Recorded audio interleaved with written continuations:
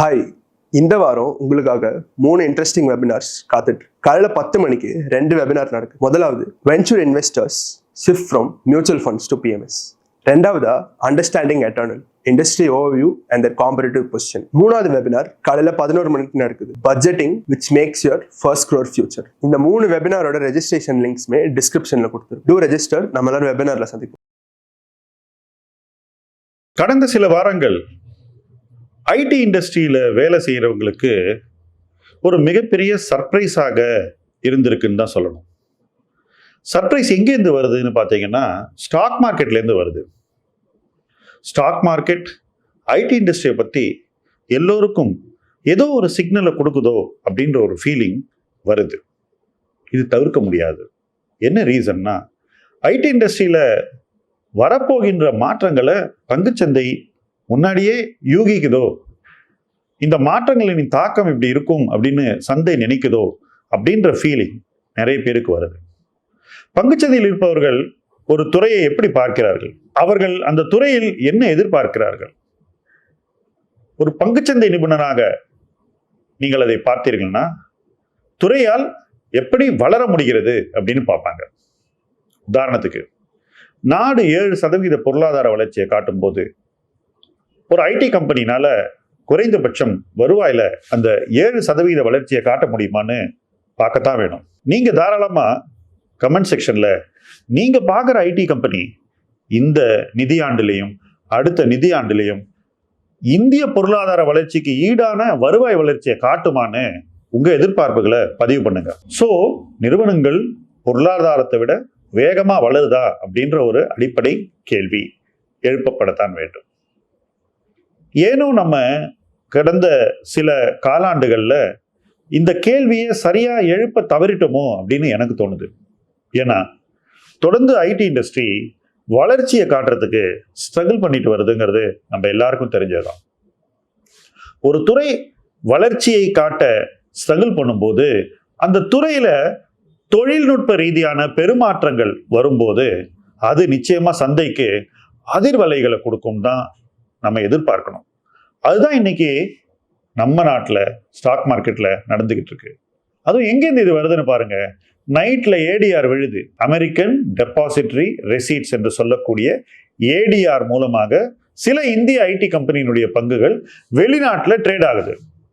இதை தவிர்த்து வெளிநாட்டில் மட்டும் ட்ரேட் ஆகக்கூடிய காக்னிசன்ட் போன்ற நிறுவன பங்குகளும் இருக்கின்றன. ஸோ ஏடிஆர் பலமா விழும்போது அடுத்த நாள் காலையில இங்க அந்த அதிர்வலை வருது. இப்ப ஏடிஆர் யார் விற்கிறாங்க? நாமளா விற்கிறோம்? இல்ல, உலக முதலீட்டாளர்கள் முதல்ல முழிச்சுக்கிட்டு இந்தியாவில் இருக்கிற ஐடி கம்பெனிஸ்க்கு வளர்ச்சி சார்ந்த சிக்கல்கள் இன்னைக்கு வர ஏஐனால அதிகமா இருக்கும், இன்னும் பிரச்சனைகள் கூடும் அப்படின்னு எதிர்பார்த்து நம்ம நாட்டு நிறுவனங்களுடைய அமெரிக்கன் டெபாசிட் ரெசீட்ஸை ஒரே நாள்லயோ 2 நாள்லயோ வித்திருக்காங்க. இதுக்கு நாம என்ன பண்ணோம்? ரியாக்ட் தான் பண்ணோம். அங்க விழுந்ததுனால இங்க விழுந்தது. விழும்போது கூட இந்திய முதலீட்டாளர்கள் என்ன பண்ணாங்க அப்படின்னு பாத்தீங்கன்னா, ஓகே விழுந்தா என்ன ஆக போகுது, மறுபடியும் இழத்தானே போகிறது, அதனால வாங்குவோன்னு ஒரு வேகத்தோடு ஒரு அவசரத்தோடு தான் இந்திய முதலீட்டாளர்கள் இந்த ஒரு சூழ்நிலையை அணுகிறாங்க. இது தப்பா ரைட்டாங்கிறது காலப்போக்கில் டெஃபினட்டா உங்களுக்கு தெரியும். ஆனா ஒரு விஷயம் சிம்பிள் உண்மை, அது என்னன்னா, நமக்கு ஏனுடைய இந்த த்ரெட் வர்றதுக்கு முன்னாடியே வளர்ச்சி சார்ந்த நிறைய பிரச்சனைகள் ஐடி இண்டஸ்ட்ரியில இருந்தது அப்படிங்கிறது இது நம்ம மறுக்க முடியாது. இதை நம்ம பார்த்துக்கிட்டே இருக்கோம். இன்ஃபேக்ட் நிறைய பேர் இன்னைக்கு ஐடி ஸ்டாக்ல இன்வெஸ்ட் பண்றவங்க யார் அப்படின்னு பார்த்தீங்கன்னா, ஐடி இண்டஸ்ட்ரியிலே வேலை செய்யக்கூடியவர்கள். ஏன்னா அவங்களுக்கு அந்த இண்டஸ்ட்ரி ரொம்ப ஃபெமிலியரா இருக்கு, இதுலயே போடலாமே அப்படின்னு ஒரு ஃபெமிலியாரிட்டிக்காக இன்வெஸ்ட் பண்றாங்க. இவங்க எல்லாமே தாமே முதலீடு செய்யக்கூடிய டிஐஒய் இன்வெஸ்டர்ஸ். ஸோ அவங்களுக்கு நம்ம இருக்கிற இண்டஸ்ட்ரியில இன்வெஸ்ட் பண்ணலான்றது ஒரு நேச்சுரல் இன்ஸ்டிங்க்ட். பட் நான் இதை கம்ப்ளீட்டா தலைகீழா பார்க்குறேங்க. என்கிட்ட நிறைய பேர் வருவாங்க, இன்னும் கொஞ்சம் பணம் இருக்கு, எங்க இன்வெஸ்ட் பண்ணலாம் அப்படின்னு கேட்பாங்க. கேட்கும்போது நான் ஃபர்ஸ்ட் அவங்க என்ன துறையில வேலை செய்யறாங்க அப்படிங்கிறத பார்ப்பேன். ரொம்ப ரேரா தான் ஒரு துறையில் வேலை செய்பவர்களை தங்களுடைய சேமிப்புல கணிசமான பகுதியை அதே துறையில் முதலீடு செய்வதற்கு நான் அட்வைஸ் பண்ணுவேன். இதுக்கு ரீசன் இருக்கு. ஒருவேளை அந்த துறை நல்லா பண்ணலன்னா அவங்களுக்கு ஏற்கனவே கரியர்ல ஒரு பாதிப்பு வரும். உதாரணத்துக்கு சம்பள வளர்ச்சி வராது. சில பேருக்கு துரதிர்ஷ்டவசமாக வேலை இழப்பு கூட வரலாம். சில பேர் கொஞ்ச நாள் வேலையில் இல்லாமல் இருந்து மறுபடியும் வேறு வேலைக்கு போவார்கள். சில பேருக்கு வருவாய் குறையலாம். ஏன்னா ஒரு வேலையில் இருக்கும்போது அந்த நிறுவனம் நல்ல வருவாய் கொடுத்துருக்கும், நல்ல சம்பளம் கொடுத்துருப்பாங்க, நல்ல பேக்கேஜ் கொடுத்துருப்பாங்க.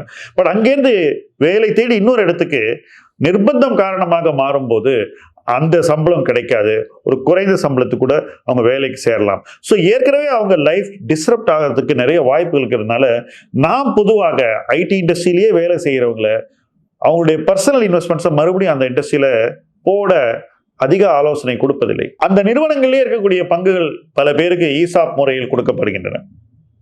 சில பேருக்கு அது வெளிநாட்டில் இருக்கக்கூடிய ட்ரேட் ஆகக்கூடிய பன்னாட்டு நிறுவனத்தினுடைய பங்குகளாக கூட இருக்கலாம். அந்த இடத்துல கூட என்னுடைய ஆலோசனை என்னன்னா, கொஞ்சம் கொஞ்சம் வித்து டீரிஸ்க் பண்ணிக்கங்க. ஏற்கனவே உங்க ஜாப் இந்த கம்பெனி நம்பி இருக்கு, ஷேர்ஸும் அவங்க கொடுக்கும்போது அது உங்களுடைய காம்பன்சேஷன், உங்க வேலைக்கான ஊதியம் தான் இந்த பங்குகள். அப்ப அந்த ஊதியத்துல ஒரு பகுதியை எடுத்து நீங்க வேறு சொத்துக்கள்ல போடுங்க அப்படின்னு சொல்றது வழக்கம். ஸோ டீரிஸ்கிங் என்பது என்ன பொறுத்த வரைக்கும் உலகளாவிய தொழில்களில் வேலை செய்பவர்களுக்கு ரொம்ப முக்கியமான ஒரு தேவை. அதனால தான் நான் இந்த அட்வைஸை அவங்களுக்கு கொடுப்பேன். இப்போ இன்னைக்கு இருக்கக்கூடிய ஐடி எம்ப்ளாயி போதுமான அளவு தன்னை டீரிஸ்க் செய்திருக்கிறாரா அப்படிங்கிறதா இன்னைக்கு ஒரு ஐடி எம்ப்ளாயி தன்னை கேள்வி கேட்க வேண்டிய ஒரு கட்டாயம். இந்த கேள்வி நீங்க கேட்டுதான் ஆகணும், வேற வழி இல்லை. நான் பார்த்த வரைக்கும் சொல்றேன், ஐடி எம்ப்ளாயீஸ் ப்ரொஃபஷனலி சாதித்த அளவு பொருளாதார ரீதியாக ஃபைனான்சியலா அவங்க சாதிக்கல. இதுக்கு சில காரணங்கள் இருக்கு. நான் சொல்றது ஒரு சராசரி பர்சன், சில பேர் ரொம்ப நல்லா பண்ணியிருக்கலாம், ஸோ அது exception. But the rule is IT employees தங்களுடைய ஃபைனான்சியல் வெல்த்தை உருவாக்க வேண்டிய அளவு உருவாக்கல. இதுக்கு முக்கியமான காரணம் என்ன அப்படின்னு கேட்டீங்கன்னாக்கா, ஒரு அட்வென்ச்சரஸ் அப்ரோச் அவங்க ஃபைனான்ஸ்ல எடுக்கிறது தான். அட்வென்ச்சரஸ்னா என்ன? முதல்ல வீடு என்பதை அவங்க எப்படி வாங்குறாங்கிறதுலே இந்த அட்வென்ச்சர் ஆரம்பிச்சிருது. அவங்களுக்கு சம்பளம் இருக்கிறதுனால ஈஸியாக கடன் கிடைத்து விடுகிறது. சம்பளம் அதிகமாக இருக்கும்போது, கடன் அதிகமாக கிடைக்கும் போது அவங்க கமிட் பண்ணக்கூடிய முதலீட்டு முடிவுகள் பெருசா இருக்கு, இருக்க வேண்டியதை விட அதிகமா இருக்கு. அதே போல வாங்க வேண்டிய நேரத்துக்கு முன்னாடியே அவங்க அந்த சொத்துக்கள் எல்லாம் வாங்கிடுறாங்க, ஏன்னா அவங்க சேலரி ஸ்லிப் சப்போர்ட் பண்றதுனால. அப்போ கடனாளியாக அதிக காலகட்டத்திற்கு ஐடி எம்ப்ளாயீஸ் டிராவல் பண்ண ரெடியா இருக்காங்கன்றது அவங்களுக்கே ஒரு பெரிய ஹேண்டிகேப்பா மாறிடுது. இதை அவங்க உணராம பல பேர் தங்களுடைய லைஃப்ல முடிவுகளை இந்த மாதிரி எடுத்திருக்காங்க. சரி, தேவைக்கு ஒரு வீடை வாங்கினாங்களே அதோட நிறுத்துறாங்களா அப்படின்னு பாத்தீங்கன்னா, அடுத்த வீடையும் வாங்கிடுவாங்க. ஏன்னா இந்த முதல் வீடை வாங்கி அந்த லோனை ஒரு குறுகிய காலகட்டத்தில் அடைப்பதற்கும் அவங்களுக்கு பொருளாதார சக்தி இருக்கிறது. உதாரணத்துக்கு வெளிநாட்டில் போய் வேலை செய்யும் போது அங்க தங்கி இருக்கிற காலத்துல அதிகமா சேமிச்சு இங்க இருக்கக்கூடிய கடனை அடைச்சிருவாங்க. அப்ப திரும்பி வந்தவொடனே என்ன பண்ணுவாங்க, சரி இன்னொன்னு வாங்குவோம் அப்படின்னு இன்னொரு அசையா சொத்து வாங்குவாங்க. ஸோ தொடர்ந்து ஒரு 15-20 ஆண்டுகள் ஐடி இண்டஸ்ட்ரியில் வேலை செஞ்சவருடைய அசட் ப்ரொஃபைலை பார்த்தீங்கன்னாக்கா அசையா சொத்துக்கள் ரொம்ப அதிகமாக இருக்கும். அசையும் சொத்துக்கள் என்னன்னு பார்த்தா மறுபடியும் ஐடி இண்டஸ்ட்ரியிலேயே இன்வெஸ்ட் பண்ணி வச்சிருக்காங்க, அல்லது அங்க இங்கன்னு ஒரு ரேண்டமான ஒரு ஃபைனான்சியல் அசட் ப்ரொஃபைல் தான் நான் பார்க்குறேன். ரொம்ப குறைவான நபர்கள் தான் ரொம்ப சிஸ்டமேட்டிக்கா ரிஸ்க் மேனேஜ்மெண்ட் பண்ணி தங்களுடைய இண்டஸ்ட்ரி வளர்ந்தா அதுல வர்ற பெனிஃபிட்ஸை எடுத்து வேற ஒரு இடத்துல போட்டு இது ரெண்டுத்துக்கும் ஒண்ணுக்கு ஒண்ணு பாதிப்பு இல்லாத வகையில தனித்துவமாக வைத்திருப்பார்கள். இந்த தனித்துவத்தை நான் ஒரு 1% பீப்புள்கிட்ட தான் பார்க்குறேன். 99 விழுக்காடு பர்சன்ஸ் ஒரு பக்கம் நல்ல கரியர்ல ஏர்ன் பண்ண பணத்தை அசையா சொத்துல வச்சிருக்காங்க. இப்போ இந்த கிரைசிஸ் வந்த உடனே இது மாதிரி வச்சிருக்கிறவங்களுக்கு ஏதோ ஒரு மைண்ட்ல ஃபியர் அதிகரிக்குது. ஏதோ ஒன்று அவங்களுக்கு சொல்லுது, இப்போ ஒருவேளை நமக்கு கரியர்ல ஏதாவது செட்பேக் வந்தா என்ன பண்றது அப்படின்னு. ஸோ தினமும் இதை பத்தியே யோசிச்சுக்கிட்டு இருக்காங்க, ஒருத்தருக்கு ஒருத்தர் பேசிக்கிட்டு இருக்காங்க.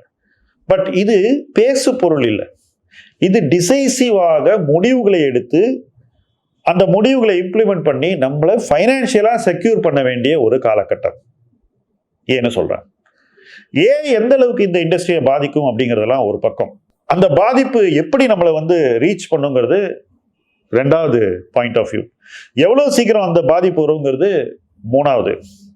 நாம தனிப்பட்ட முறையில பாதிக்கப்படுவோமா அல்லது நம்மளை சுற்றி இருக்க வேறு சிலர் மட்டும் பாதிக்கப்படுவார்கள்ங்கிறது நாலாவது, தனிநபர் சார்ந்த ஒரு விஷயம்.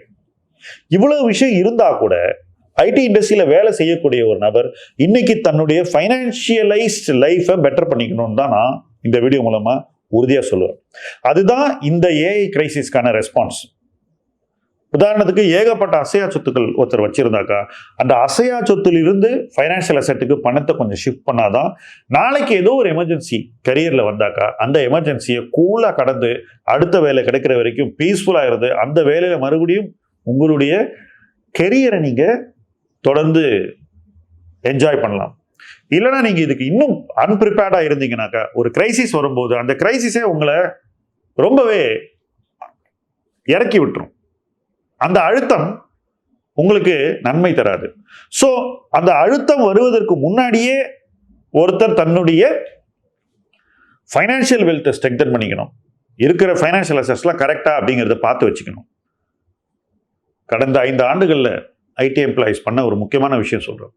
ஃபைனான்சியல் வெல்த்தை கிட்டத்தட்ட ஒரு ஈகோ ட்ரிப் மாதிரி என்னால் இதை பண்ண முடியுன்ற ஒரு மைண்ட் செட்டில் நிறைய விஷயங்கள் பண்ணாங்க. சிலருக்கு அது நல்ல வெற்றியை கூட தந்தது. ஆனால் பலர் செய்த விஷயங்கள் எல்லாம் பார்க்கும்போது எனக்கு இதை அவங்க சரி பண்ணணுமே, ஏன் இப்படி பண்றாங்க அப்படின்னு டெஃபினட்டாக தோணும். தனி பங்குகளில் வாங்க வேண்டிய அளவை விட அதிகமாக பணத்தை போட்டு நிறைய பேர் அவங்க போர்ட்ஃபோலியோவில் வச்சிருந்தாங்க. இதெல்லாம் திருத்தப்பட வேண்டிய விஷயங்கள். இனி அந்த அட்வென்ச்சரஸ் அப்ரோச்சுக்கு அவங்க லைஃப்ல இடம் இல்லை என்பது என்னுடைய நம்பிக்கை. I am quite sure about that. இனிமே அட்வென்ச்சரஸா ஒரு ஐடி எம்ப்ளாயி இருக்கவே கூடாது, இருக்கவே முடியாது. அப்படி இருந்தாங்கன்னா அதன் விளைவுகளை அவங்க காலப்போக்கில் சந்திப்பாங்க அப்படின்னு தான் நான் நினைக்கிறேன். இது it is not based on anything but நான் இந்த இண்டஸ்ட்ரி எப்படி மாறப்போகிறது, அது இன்னைக்கு இருந்தாலும் ஒரு நாள் மாறப்போகிறது. அந்த மாற்றம் பெரிய அதிர்வலைகளை டெஃபினட்டா உண்டாக்கும். அந்த அதிர்வலைகளை யார் பெட்டர் ப்ரிப்பேர்டா இருக்காங்களோ அவங்க தான் ஈஸியா எதிர்கொண்டு கடந்து போயிடுவாங்க. இது போன்ற கிளாரிட்டி எனக்கு இந்த ப்ராப்ளம் பார்க்கும்போது வருது. அந்த கிளாரிட்டி தான் நான் இந்த வீடியோ மூலமா உங்களுக்கு சொல்றேனே தவிர என்னுடைய எண்ணம் யாருக்கும் கஷ்டம் வரணும்னோ அல்லது யாரும் சஃபர் பண்ணணும்னோ இல்லை. That is not the expectation. But ஒருவேளை அது வந்ததுன்னா நம்ம ரெடியா இருக்கணும் அப்படிங்கிறது தான் என்னுடைய எக்ஸ்பெக்டேஷன். அதைத்தான் நான் இந்த வீடியோ மூலமா சொல்றேன். டெஃபினட்டா ஏஐனுடைய தாக்கம் இருக்கும். இந்தியன் இண்டஸ்ட்ரி ஏற்கனவே நல்ல நிலைமையில இல்லை, வளர்ச்சி போதுமானதா இல்லை. நம்ம பொருளாதாரம் வளர்ற அளவு கூட இண்டஸ்ட்ரி வளரல. அப்போ லாப வளர்ச்சி முந்தி இருந்த அளவுக்கு இருக்காது. நிறுவன மதிப்பு இன்னைக்கு பெரும் அழுத்தத்தை சந்தித்துக் கொண்டிருக்கிறது. இது எங்க போய் முடியும்னு யாரும் இப்போ சொல்ல முடியாது. சும்மா 2 நாள் இறங்கின உடனே 3ஆவது நாள் போய் வாங்குறது ரியாக்டிவ் இன்வெஸ்டிங். ஆனா இது ரியாக்டிவ் இன்வெஸ்டிங்கான காலம் இல்லை. நிதானமா சிந்திச்சு இன்னும் எந்த அளவுக்கு வேல்யூவேஷன் கீழே போகலாம், வளர்ச்சி இல்லாத நிறுவனங்களுடைய வேல்யூவேஷன் என்ன மாதிரியான ஒரு ஃப்ளோர்ல போய் டச் ஆகிட்டு மறுபடியும் மேலே வரும், இதெல்லாம் யோசிக்க வேண்டிய விஷயங்கள். இது எதையுமே யோசிக்காம மறுபடியும் அட்வென்ச்சரஸா ஐடி இண்டஸ்ட்ரி எம்ப்ளாயீஸ் ஸ்டாக் மார்க்கெட்ல ஐடி ஸ்டாக்ஸ்ல எதையும் செய்யக்கூடாது அப்படிங்கிறது என்னுடைய கருத்து. ஏன்னா ஒருவேளை நம்மை மீறி if the floor is lower அது இன்னும் மன அழுத்தத்தை கொடுக்கும். ஒரு பக்கம் கெரியர்ல ஒரு டவுட் இருக்கு, ஃபியூச்சர் எவ்வளோ பிரகாசமா இருக்கும் அல்லது ஃபியூச்சர்ல என்னென்ன சவால்கள் வரும்னு. இன்னொரு பக்கம் சேவிங்கை போட்டு அதில் ஒரு அடி வாங்குறதுங்கிறது என்னை பொறுத்த வரைக்கும் புத்திசாலித்தனம் இல்லை. நான் இந்த வீடியோவில் முன்னாடியே சொன்னேன், ஐடி இண்டஸ்ட்ரியில் வேலை செய்கிறவங்க எல்லா பணத்தையும் கொண்டு போய் ஐடி ஸ்டாக்லேயே போடுறதுல எனக்கு உடன்பாடு இல்லை என்பதை. அந்த திங்கிங்க்கு இன்னைக்கு இன்னும் அதிக முக்கியத்துவம் கொடுக்கணுங்கிறது தான் என்னுடைய அட்வைஸ். நிறைய சொல்லியிருக்கேன். நீங்கள் என்ன நினைக்கிறீங்க? உங்களுடைய ஃபியூச்சரை எப்படி பார்க்கணும், எப்படி உங்களுடைய ஃபியூச்சரை சேவ் பண்ணிக்கணும்? ஒருவேளை ஒரு கிரைசிஸ் வந்தால் கூட நீங்கள் எப்படி ஃபுல்லி ப்ரிப்பேர்டாக இருக்கணும், அந்த கிரைசிஸையும் கடந்து நீங்க எப்படி வளரணும், இதையெல்லாம் நீங்க இப்ப யோசிக்க வேண்டியது. தொடர்ந்து இணைந்து பேசி யோசிச்சு பயணிப்போம். முதலீட்டு களம் உங்கள் களம். நன்றி.